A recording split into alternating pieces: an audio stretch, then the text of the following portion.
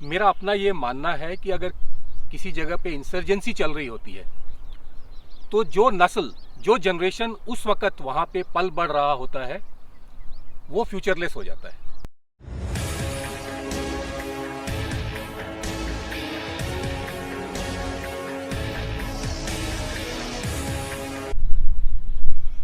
So hello friends, this is Brigadier Anil Gautam. Welcome to the next video in the series of videos जो हम north east पे बना रहे हैं। पिछले वीडियो में आपने देखा था कि बहुत सारे लोग जो हैं अलग अलग टाइम पीरियड्स में over a period of decades, centuries north east में आते गए, जिसकी वजह से नॉर्थ ईस्ट का पॉपुलेशन काफ़ी बढ़ गया।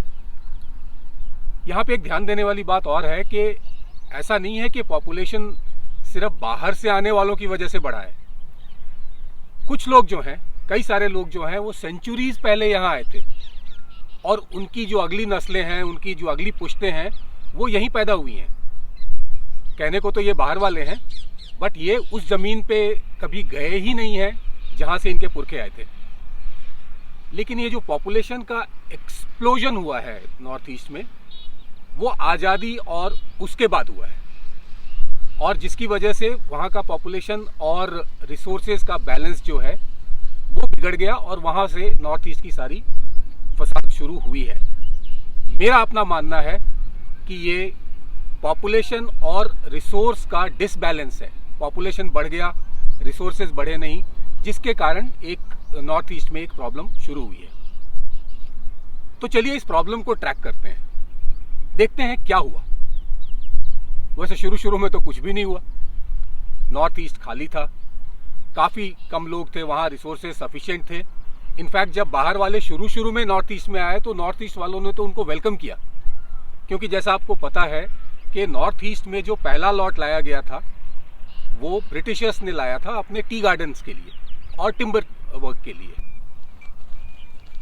वैसे आपको बता दूं कि आज़ादी के वक्त जो है और नॉर्थ ईस्ट काफ़ी एफ्लुएंट, काफ़ी अमीर हुआ करता था, और पिछले 70 सालों में हालत इतनी बिगड़ गई कि अब नॉर्थ ईस्ट की हालत जो है वो इंडिया के बीमारू स्टेट से भी बुरी है।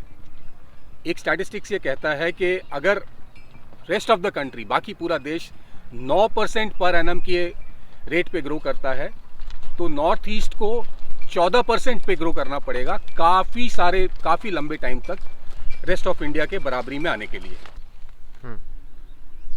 तो फिर डेवलपमेंट हुआ नहीं, इंफ्रास्ट्रक्चर आया नहीं, एंटरप्राइजेज आई नहीं, लोगों की कमियां बढ़ती गई, और धीरे धीरे करके जो ओरिजिनल इनहैबिटेंट्स है उनमें एक नाराज़गी सी बढ़ती गई, जिसकी वजह से वहाँ शुरू हुआ स्ट्राइक्स, इंसर्जेंसी और डिस्टर्बेंस का एक सिलसिला जो अभी तक पूरी तरह से ख़त्म भी नहीं हुआ है।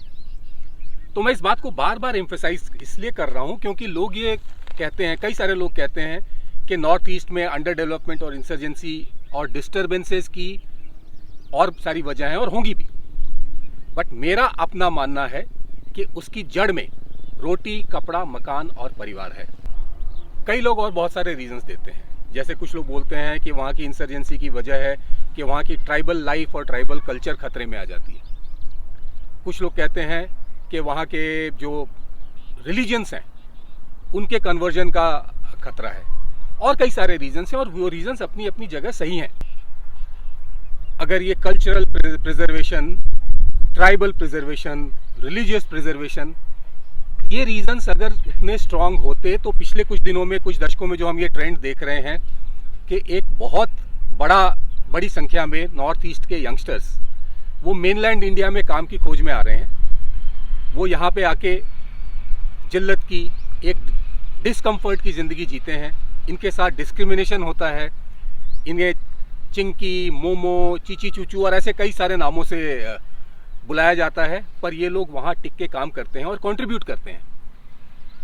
और मुझे इनके यहाँ आने से कोई प्रॉब्लम नहीं है, क्योंकि मैं ये इन लोगों को जानता हूँ, मैं इन लोगों के साथ रह चुका हूँ। ये बहुत अच्छे लोग हैं, बड़े दिल वाले लोग हैं, ईमानदार हैं और काबिल हैं और बहुत ज़्यादा मेहनती हैं। सो इनका आना तो एक तरह से अच्छा ही है, लेकिन ये जो डिस्क्रिमिनेशन वाला काम है वो हमारी कमी है। मेनलैंड में जो लोग रहते हैं उनकी एक गलतफहमी है और एक कमी है, इसको बंद होना चाहिए, और ये बंद अब हो भी रहा है।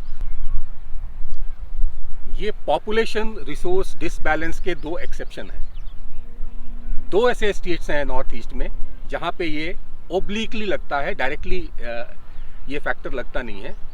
ये है मणिपुर और नागालैंड। मणिपुर आज़ादी से पहले एक अलग देश था और नागालैंड जो है वो नॉर्थ ईस्ट के इनर लाइन से बाहर था।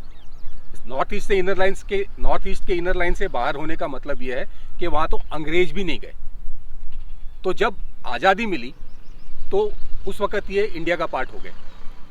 इनको लगा कि इनकी आज़ादी चली गई है और इन्होंने अपनी बात ही आज़ादी से शुरू की। नागालैंड ने तो अपनी आज़ादी डिक्लेयर भी कर दी थी और उसके बाद इनकी एक लड़ाई का सिलसिला शुरू हुआ जो चलता रहा, काफ़ी हद तक कंट्रोल में आ गया है। बट इसके बारे में कुछ ठीक से कहा नहीं जा सकता कि यह तूफान से पहले वाली शांति है या तूफान के बाद वाली शांति है।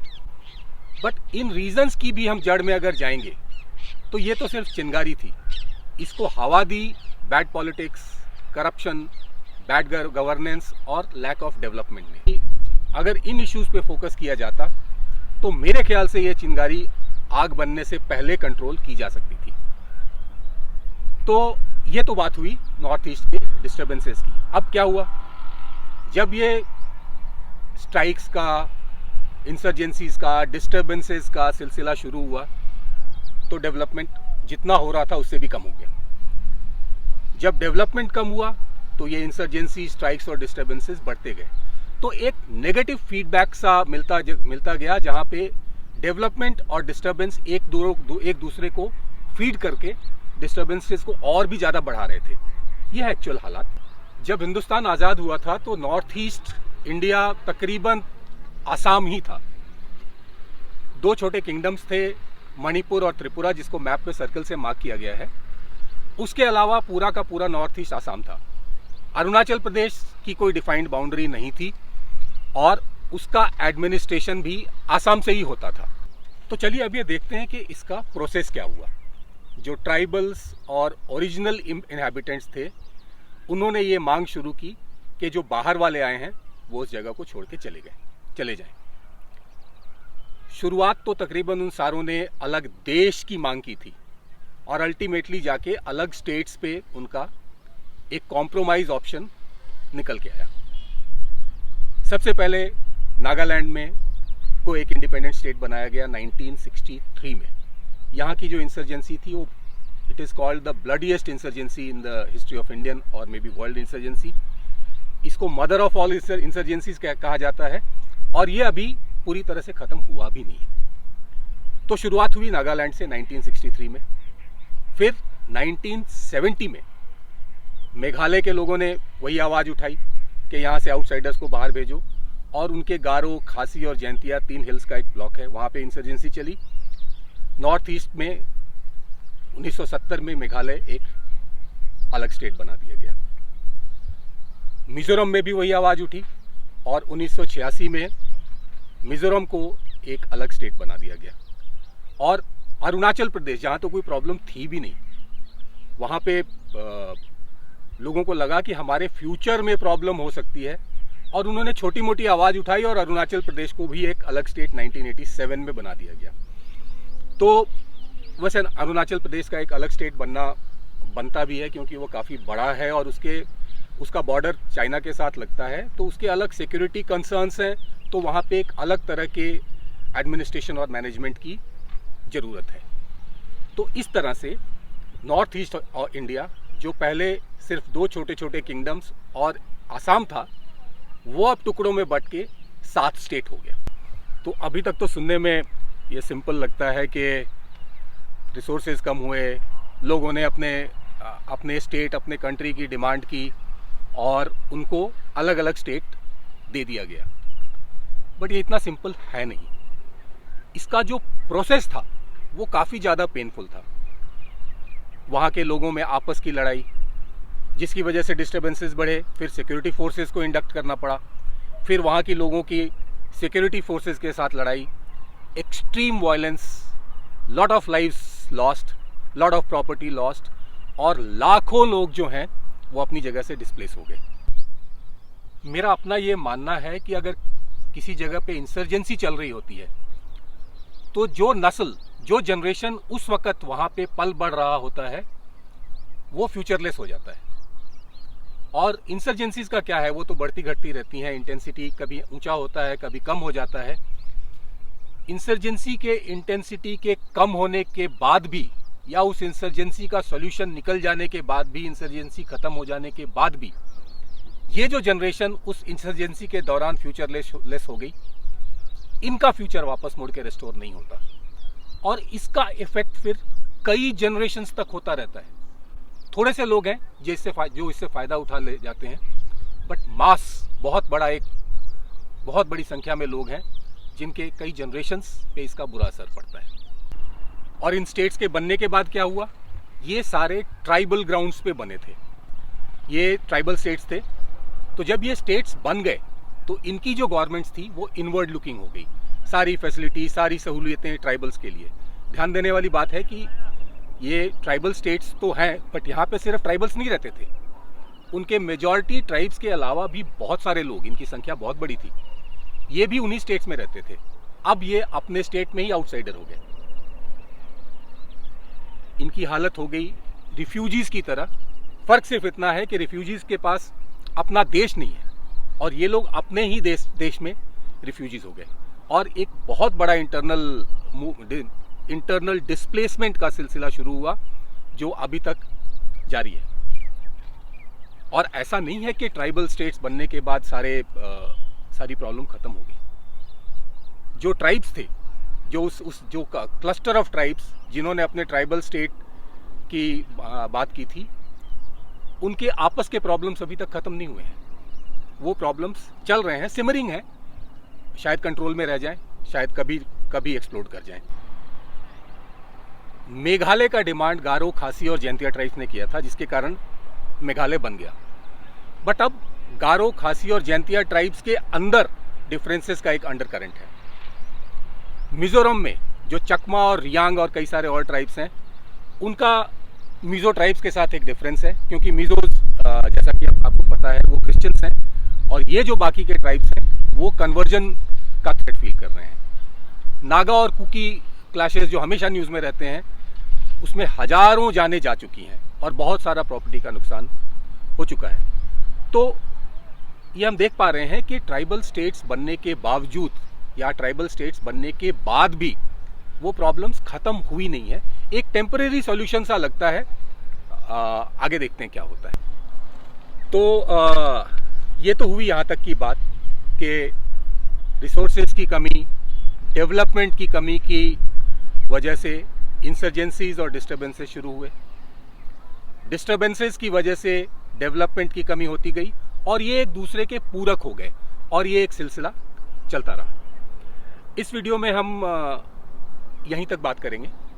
अगला जो वीडियो है वो एक काफ़ी इंपॉर्टेंट वीडियो है, क्योंकि उसमें हम बात करेंगे कि जब ये सारा प्रोसेस चल रहा था तो ये इंटरनल डिस्टर्बेंसेस, इंटरनल मूवमेंट लोगों की क्या हुई। नॉर्थ ईस्ट के अंदर ही, एक पुश्त के अंदर, एक जनरेशन के अंदर ही कई सारे लोग हैं जो कई बार डिस्प्लेस हुए, एक जगह से छोड़ के दूसरी जगह, दूसरी जगह से छोड़ के तीसरी जगह। ये सुनने में ये प्रोसेस बड़ा सिंपल सा लगता है, बट ये बहुत ही पेनफुल प्रोसेस होता है। ये जो लोग हैं ये अपने देश के अंदर ही बाहर वाले हो जाते हैं। रिफ्यूजीज की अलग बात है, उनका कोई देश रहा नहीं, वो दूसरे देश में आके बढ़ गए। उनके लिए इंटरनेशनल रूल्स हैं जो उनको गार्ड करते हैं, प्रोटेक्ट करते हैं।